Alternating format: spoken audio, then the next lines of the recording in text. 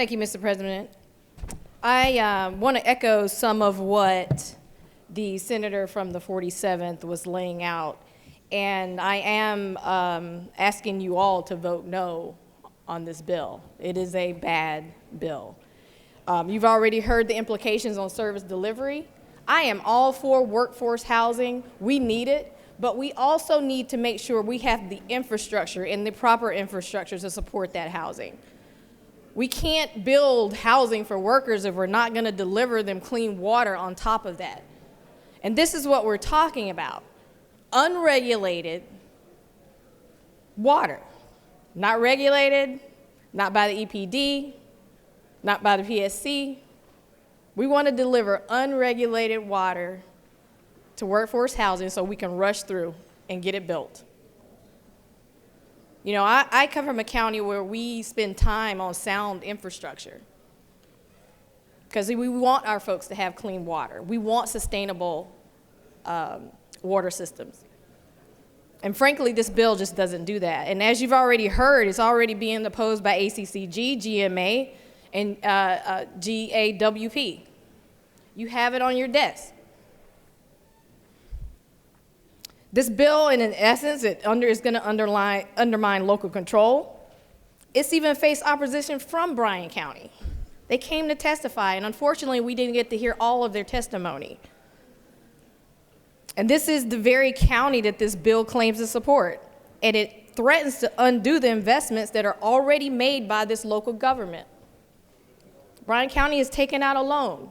You have a private water company that's going to prohibit them or be very hard for them to pay back that loan.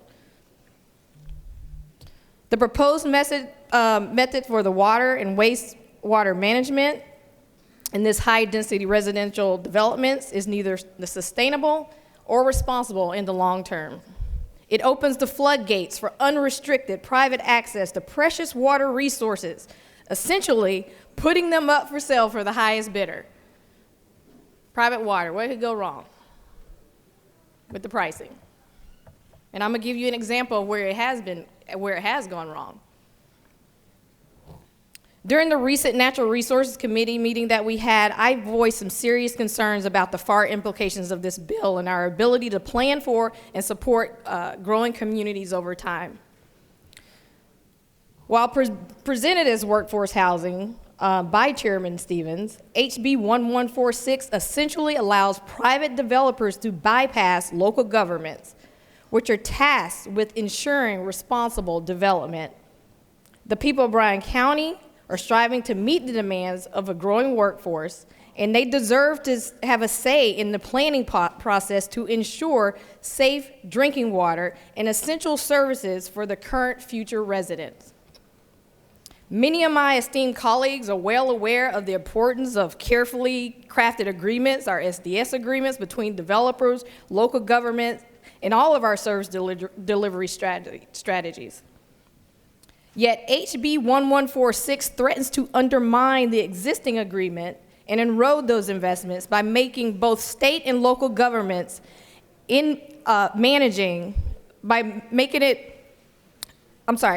erode investments made by both state and local governments in managing our limited water resources.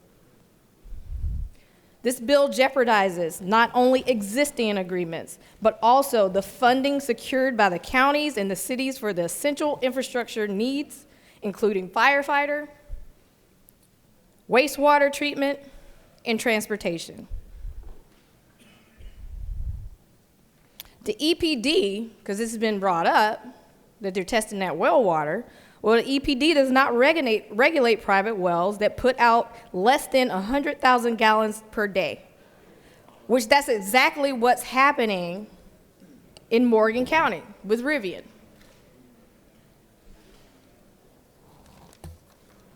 HB 1146 also would have implications on the entire coastal plain of our state. It's not just the 12-county coastal area that the bill sponsor claims.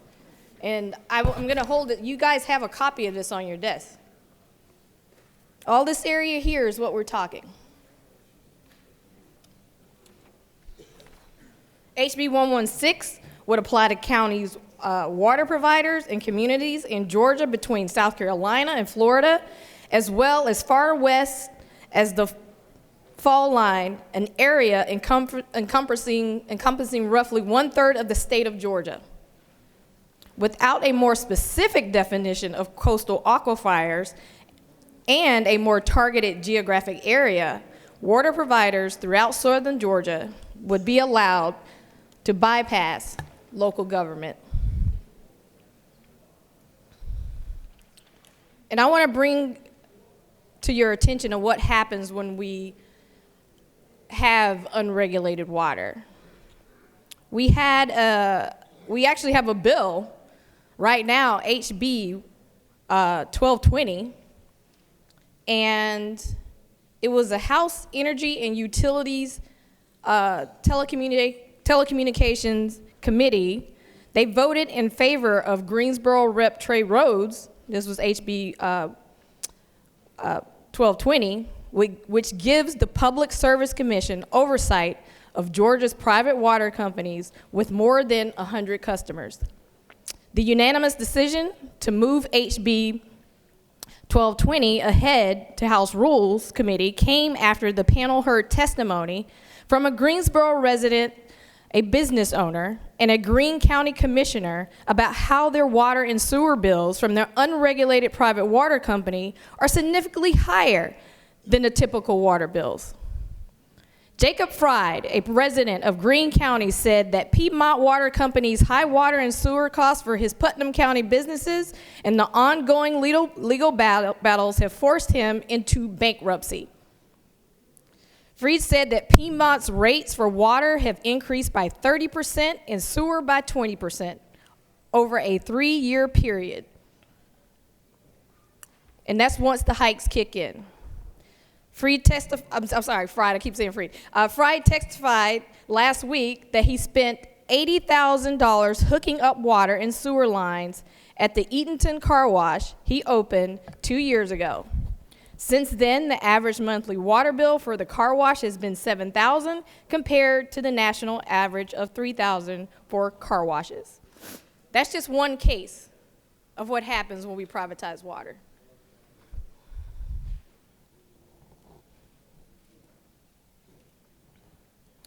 And contrary to the claims by supporters, HB 1146 does not level the playing field.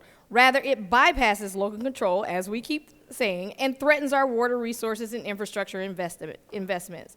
And we have to have sound infrastructure investments if we're going to support workforce housing. I caution this body today to be very careful about this bill. I'm asking you to vote no. Maybe we should table it for now and give it a little more time and a little more thought. Let's allow Bryan County to build out the infrastructure for a water system, one that we can regulate. And you know, I know the EPD and the PSC doesn't always get it right with the water regulations, but at least we have some accountability. That's what that is accountability. They might not get it right, but they're going to be accountable to this state and the people of this state. Private water? No. Who's going to hold them accountable? I urge my fellow lawmakers today, all of you here, to vote no on HB 1146. And because I want to keep things moving, Mr. President, I'm going to yield the will. All right, the senator has that right.